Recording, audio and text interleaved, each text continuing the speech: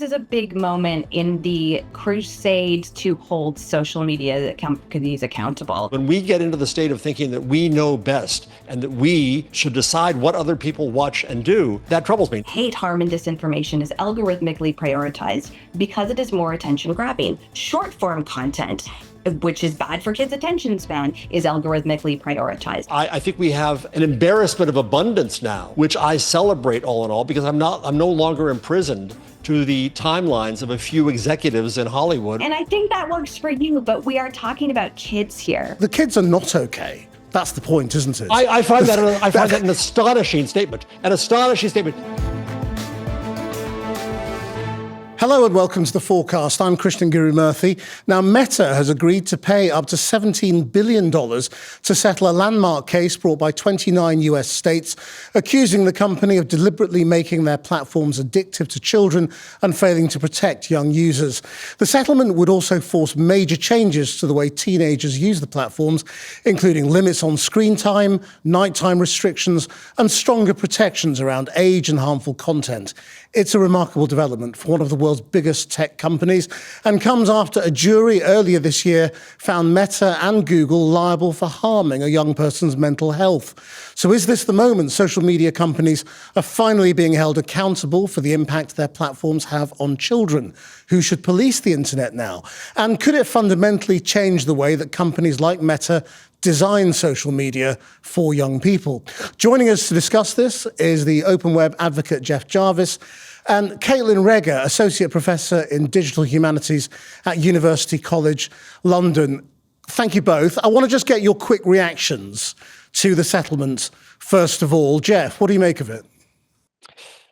I think it's a continuing moral panic that does very little in the end. I just watched and recommend to your viewers Candace Odger's TED Talk, saying that social media is low on the level of things causing stress in young people, that the largest stressor is us adults and what we cause in the lives of our own children. And so I think this is going to make people say, oh, we've dealt with this now, we're fine. And I think it's a fool's errand to think so. There are issues with children, but I also think that we fundamentally insult our children here. And taking away something from them that in many cases is used for their comfort, to be able to know that they're not alone in the world, that they have connections with people, is going to be damaging and more damaging. And the money, well, it's going to go to things that I don't think are necessarily going to help. I wish it went to more teachers, more counselors, and elsewhere. So it's another notch against the social media companies, no one's friend. But I think that we are fooling ourselves by not paying attention to what the real issues are. Okay, Kaitlyn. I think this is a big moment in the crusade to hold social media companies accountable. I mean, this is an issue of consumer protection. We expect consumer protections around our medication. We expect consumer protections around the vehicles that we drive and our children's toys.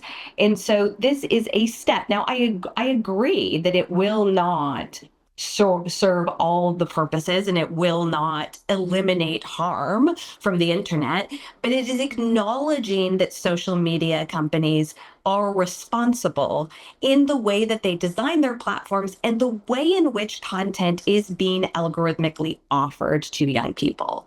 Now, okay, that's good from both of you, so we know where you stand. Now Jeff, there are hundreds of more cases like this coming from all sorts of people, school boards, individuals, personal injury cases.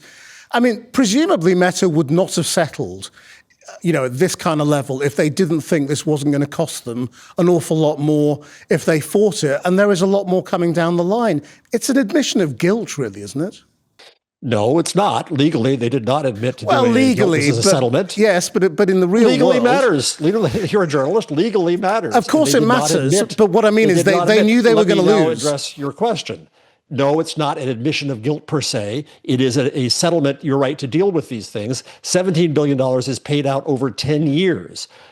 The stock price could go up that in 2 days. It's not a big deal. If you're looking for harm to them, that's not really the issue. We talk about how these things are designed to be addictive. This is designed to be addictive. Television is designed to be addictive. News is designed to be addictive. Charles Dickens was designed to be addictive. We keep throwing these tropes out as if these are terrible things. entertainment as a whole is designed to be addictive, as is culture. I think we're using these tropes to say that there's something evil and wrong about this thing, when what we're really doing is concentrating on the technology, when we should be concentrating on the humanity of this, on our young people, on how they're using it. They use it to communicate. They use it to create. They use it to connect. They use it for all kinds of good reasons. And so what we're doing to them is saying, we don't trust you, our children. We're going to take this away from you. In some places in Australia or soon in the UK. Well, of course you don't trust them. Entirely. They're children. I think that's a huge... for God's sakes, I try. All right, advance 30 years.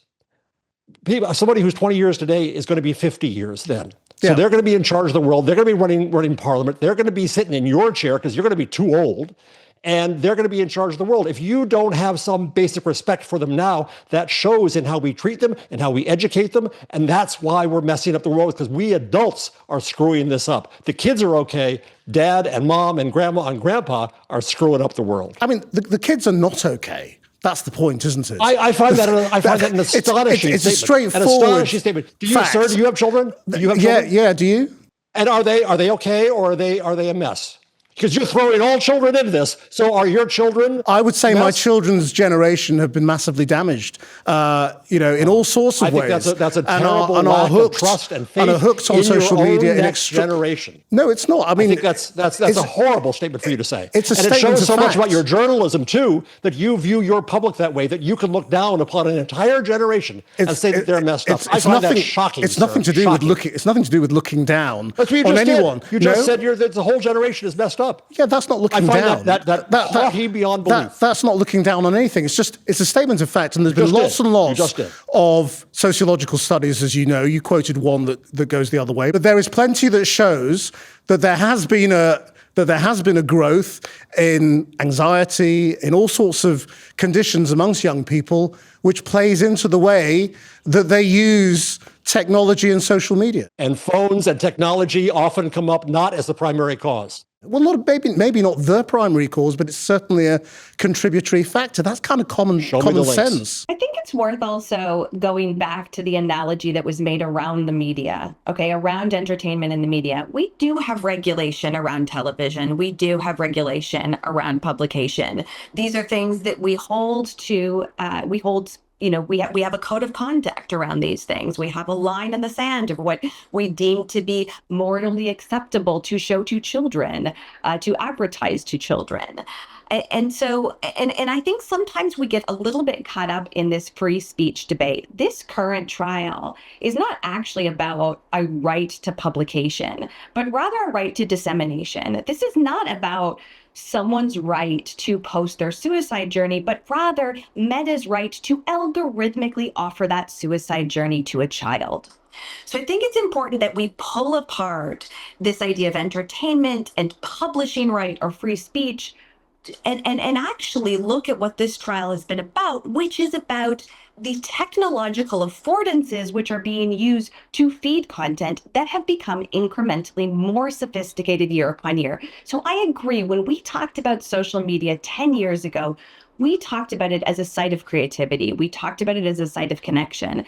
We say that a lot less now. And if you speak to young people and you interview young people, they are frustrated that it is not that place for them anymore. They talk about that they need support in order to navigate this place, because this has been a platform that has been corporativized, and it is being, we're seeing content that is algorithmically fed to be as attention grabbing as possible, which prioritizes harm. This is where the problem. Kaitlyn, can I ask you about the algorithms? Because I find this very fascinating from the settlement. Is that, as I understand it in the settlement, there is an agreement that you can choose a non-algorithmic feed. And my fear about that is, so algorithms get demonized here in general, but every time that anything, Google, anything shows us stuff, it is algorithmically determined. And so the question to me is that if it's non-algorithmic, if it's just the latest stuff, in my experience, that's really junky. That's worse. That can be manipulated. Are you asking for no algorithm, or are you asking for better algorithms? So I'm not aware of that particularity of the settlement.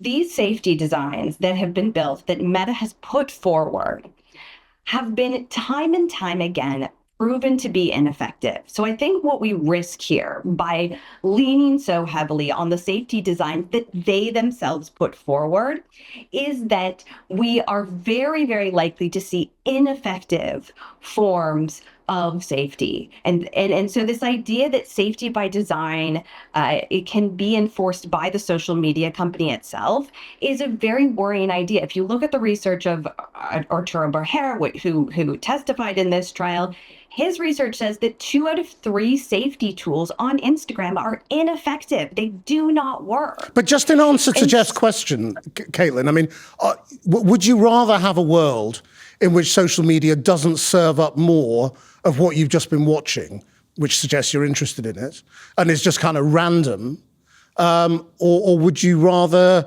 tweak the existing algorithm in some way to make it safer? So I think really what we should look at is a rating system that is similar to what we see in television and similar to what we see in film. That there should be a rating system where we deem that there is some content that is safe for young people and some content that is not safe for young people. As it stands, we have no good mechanism of communication between platforms and forms of safeguarding.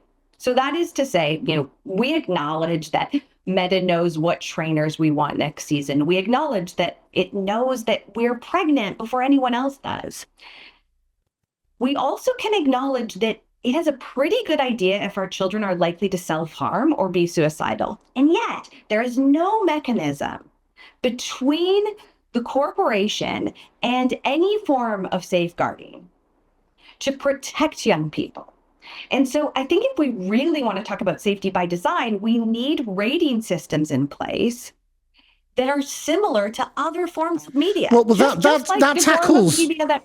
That maybe tackles the question of particularly specifically harmful media around self-harm and and violent content. What it doesn't do, and online misogyny, and eating. So does a time limit? Does a time limit do that? What does a time limit? The 2-hour time limit do? What does it accomplish? You think in that vein? No, because the 2-hour time limit only deals with the quantity of consumption. It doesn't deal with the quality of consumption. So you don't think that's a satisfactory outcome of this? I don't think it's satisfactory. No, and I think as we've seen with other forms of safety mechanisms, that they will be very easy to get around, and they are insufficient. Meta have put out a public post on their website calling on the other main social media platforms to adopt the same measures. Are you saying that those measures won't really make a difference? I think they are a step in the right direction and that they are signaling corporate responsibility. I think the fact that Meta is calling out YouTube and TikTok to do something similar is also an acknowledgement of guilt and an acknowledgement that they know what the other platforms are doing. I think it's right. I mean, YouTube far exceeds any other social media platform consumption for young people. If you look at the rates of consumption in early years, I mean 2 to 5-year-olds, the US and the UK, the numbers are always between about 81 and 85% of those kids are on YouTube. That is a pretty much unregulated, algorithmically offered feed. That is very different than watching children's programming that has been curated by a children's programmer. So I think it's right that they call out the other platforms, and we should not just be looking at Meta here, but if we really want safety by design, we'll need to go beyond time limits, and we'll need to think not just about the quantity of consumption, but the quality of consumption, which is where all screen time guidance is going right now. That's what everyone is saying, that old-fashioned 1-hour screen time guidance, which is what we used to give, is no longer sufficient because content is so vastly different now for children. They're not all on CBBS. I think to answer your question, this is a classic case of regulatory capture. Meta says, okay, we're trapped. Here's what we have to live with. Now we want our competitors to have to live with the same thing. And we're going to help write their regulation. And I don't think that really helps much at all. I'm of an age, I'm 72 years old. I grew up with a television in my room, which at the time some thought was horrible parenting by my parents. I became a TV critic, so maybe that is where that led. If I watch the shows from my youth, if I watch things like Gunsmoke, it's no wonder that America is a gun culture. But we did this on our airwaves. We did this in shows that were aimed at children. I don't think that was the cause of our gun culture. I'm half joking. But I do think that we've got to look back at our own history. And in a book that I wrote recently about the internet, I found plenty of references to people saying that novels would ruin the morals of children and, pardon me, women, that reading itself was addictive, that people were on the train and they were reading these newspapers now and they weren't talking to each other. We've gone through this time and time and time again. What's lacking in this discussion is, I think, both the research and the history. There's a perspective here on our culture. And I think that it comes again, I'm going to say, and you're not going to be happy with me, but I think it comes to respecting the public and the audience. And when we get into the state of thinking that we know best and that we, in a position of power, should decide what other people watch and do, that troubles me. I'm not going to argue with Kaitlyn at all about the notion of producing content for children. We should be talking about what we are making for children rather than what we're taking away from them. That's more active. That's going to be more beneficial in the long run. And if you want to fund something, fund that. But when you talk about respecting the users, in terms of the age group that this is designed to capture, which is people over 13, do you think there should be any kind of regulation for that age group on social media or not? What I'm saying is I don't quite have the British reflex to regulation as being the solution to all things. We have a First Amendment in this country. We believe in free speech. It does apply to young people as well. Now, having said that, yes, of course, I want to see what I just tried to say was, rather than thinking about what we take away, I think the way to do this is, as Kaitlyn was hinting at, is to produce good quality programming, is to think about and along that line. And so what we're doing right now is fully a discussion about moral panic, about what to take away, what to restrict, what to turn off. Whereas we have this amazing medium, we have this opportunity to bring young people along, and we now have, let's get ready for the next discussion in about a year, AI entering into this, and they can become creators themselves in interesting ways. Let's talk more positively about what we want to present to children rather than not trusting them and what we want to take away from them. Yes, but in order to make sure that people are watching what you deem to be good content or high quality content, you've got to have a way of filtering it, haven't you? The whole point of the internet and social media is that anybody can create anything, and there's a load of sort of slop on there. How do you deal with that? How do you deal with these nuances of judgment when you get down to the nitty-gritty of trying to decide that you're going to try to censor and edit and select all content for everyone of a given age? It's a very big job. Yeah, it sounds like you're pro-regulation. As I just said, to an extent, yes, but I think we have to recognize the reality of that. To just say, oh, we won a case, oh, we passed a law, oh, we've solved it, is, again, a fool's errand. I don't think anyone's saying that, though, are they? I mean, Kaitlyn. No one's saying that. And I think what's really important here is, first of all, we do expect regulation around child protection. We expect it in our food industry. We expect it in our drug industry. That's why things are tested before they go to market.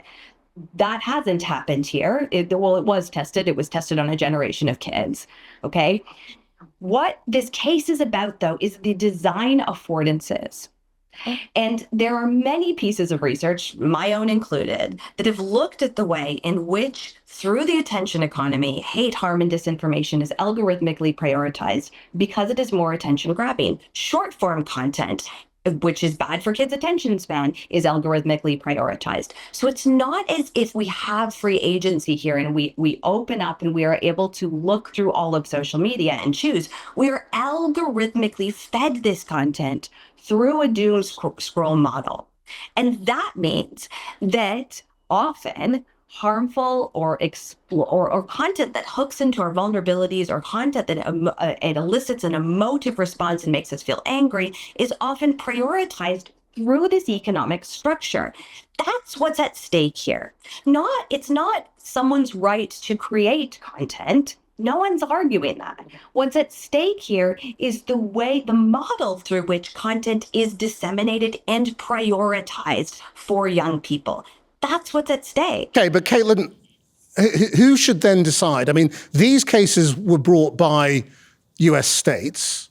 How in America alone, are you going to work out what's okay and what's not okay, and who should decide?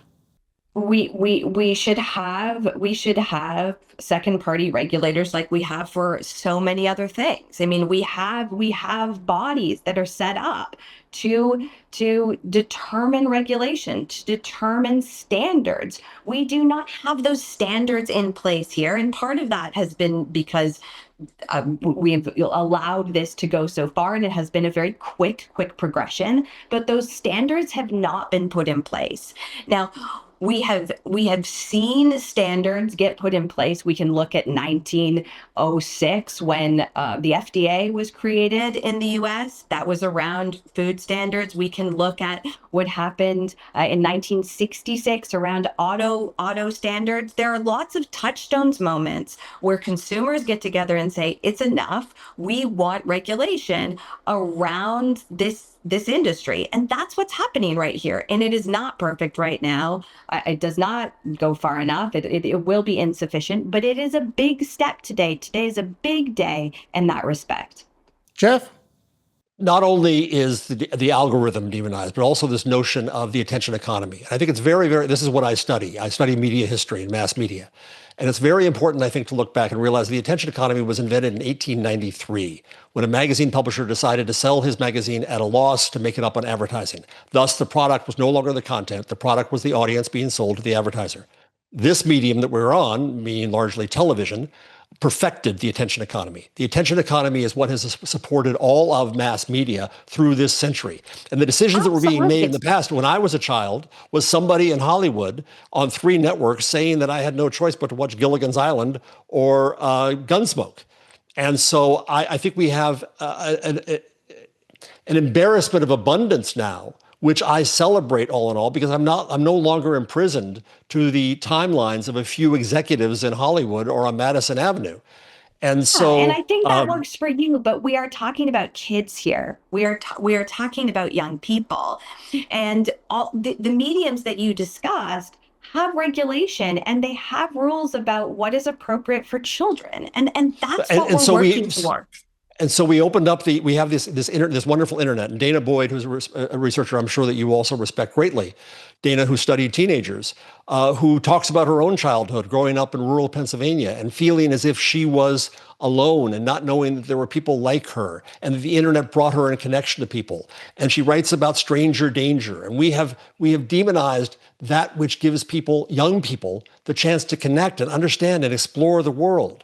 And there's an argument to be made that my generation of parents coddled our children too much, didn't give them the chance to test their own limits, didn't give them the chance to make their own decisions. We decided that we are going to protect them from every possible harm. And in doing so, we didn't equip them properly to be able to make decisions on their own. And once again, I will say this from the mountaintops, to respect them, because they are our children. They are the next generation. We need to pass the world on to them. And to do that, they've got to make judgments on their own. I'm not arguing that we want to do this in responsible ways, but I'm also arguing that it's not as easy as saying that we're going to limit them to a narrow world that we can control. I don't think that's worked very well. I do a lot of work with teenagers, and in the UK there is a program. It was piloted in Scotland. We now have it in England, where older kids mentor younger kids about digital harm. And when you have older teenagers speak about their experiences, they almost always want greater protection for their younger peers. And that is because it's ever thus. Whenever you get older, you think that you're smarter than the younger. You think that you're better than the younger. That's part of the disease here, is that we parents think that. And that's not that there isn't some truth to that. Of course, we have more experience as we grow older. But I also think that we've got to listen to ourselves in this, because it is a generational hubris that thinks that we're better than those who follow us. That's always been the case. It always will be the case. And we've got to listen to that and try to restrict ourselves in that, to allow our children to be able to make their own world. But you don't apply that to everything else in life, do you? You don't say to kids, well, you know what, if you want to buy guns, you can. I'm not going to insult your intelligence by telling you whether you can or can't. You know, as parents, we try and, teach our children about diets, about behavior, about social norms, all those sorts of things. As parents, you do that. Isn't that? Yes, not as government, as parents. Well, and as societies as well, actually. Governments do. They regulate in all sorts of ways, as Kaitlyn we have public health and food safety. Has said. So, I mean, the idea of just kind of saying, we'll leave it up to you, seems to be something that's quite unique. I'm not saying that. I've just talked about how I want to create more good for them. But what I am saying is to think that if we're going to cut them off and now they're safe, and not deal with the real problems. All right, let's talk about guns. Number one killer of young people in America. Let's talk about the mental health problems of their parents, which is a far better predictor of their own mental health problems. Let's talk about the poverty. Let's talk about the racism and the sexism. Let's talk about the fact that teen girls often can't feel safe in various environments. Let's talk about those kinds of stressors on their life. It's not their phones. That's simplistic. That's unicausal. That doesn't take us to the real underlying root problems that we do have. So before you wanted to say this generation has problems, okay, I'll stipulate that and say, but if we go to the research of those problems, this judgment does nothing. So have you read Jonathan Haidt's research? Oh God, and I hate it. It's not research. He's pulling together a selective bunch. He's a moral entrepreneur to the extreme. He's made a career out of this. I will quote back the real researchers like Candace Odgers and Dana Boyd and Amy Orban and Andrew Przybylski and I think more researchers than I can name that you can name. Jonathan Haidt is a moral entrepreneur who tries to make money off this, and I have very little respect for what he does. Sounds like you don't agree. But I mean, this is a relatively new area, so data is it's not at all. Is obviously going to be disputed because I think Haidt's research begins around 2012, when he starts measuring the differences in he tries to make behavior, anxiety, and about conditions like ADHD. Well, I mean, the point is there have been changes, that have been measured since the phone and social media, and that's what everyone's trying to get to grips with. That's why Australia and Britain is going to follow, are trying to limit and the Australia social law media is not working. Use. Youth are finding their way around it. They're saying that they want this and they need this. Let's talk about the Australia law, because let's look at the numbers around Australia. So Australia was implemented in January. If you look at research from Molly Rose, the foundation, it suggests that of the teenagers who were on social media before the ban came into effect, about 60% made it back onto those platforms. And that sounds like a big number, for sure. But if we were to look at this from a public health perspective, if we were to say within 6 months, 40% of users stopped using it, and all of a sudden, let's take a parallel of smoking. When we banned smoking out of pubs, if we had said that 40% of smokers stopped smoking after 6 months, we would see that as a huge win for public health. So I also think we need to see this as a step in a journey. And it's really about behavioral change. Okay, and giving people more intentionality over this use and building awareness. So if we think about the campaigns around smoking, those campaigns were multi-pronged. There was issues around industry. There was research, but there was also public health and awareness building. And this is part of that. This is very much something that has been pushed forward by parents, which a lot of public health is often pushed forward by parents' movements in order to see safeguarding around usage. And so, first of all, I think it's far too early to say that Australia has been a failure. And it's also how we look at those numbers. And I would say, from a public health perspective, that's been a decent Let me result. give you other numbers. The Australia's own e-safety commissioner said just recently that 85% of children aged 10 to 15 are still using social media just as frequently after the law as before. So different research, different numbers, and that's from the Australian government. We're also talking about a very, very short period of time. I mean, these laws are really not about a 14-year-old today. It's about creating boundaries around usage, and it's about shifting cultural norms and understanding. It's So also about it's children not. telling us what they want to do. And it's probably in many cases about parents saying that it's fine for them to do that. And so I think that if children said, okay, good, I'm freed from this yoke of social media, boy, don't I feel good now, I'm not going back. What they're saying is, no, I want this connection. And I think we've got to listen to that as well. Well, there's a variety of view in truth, isn't it? But I mean, just finally, there's a lot of money swirling around with these legal cases. And it's not absolutely clear where it's going to go and what it's going to be used for. And assuming that there's going to be a lot more of these kinds of settlements coming down the line with these other cases, Kaitlyn, what do you think would be a good use of these billions of dollars besides funding legal firms?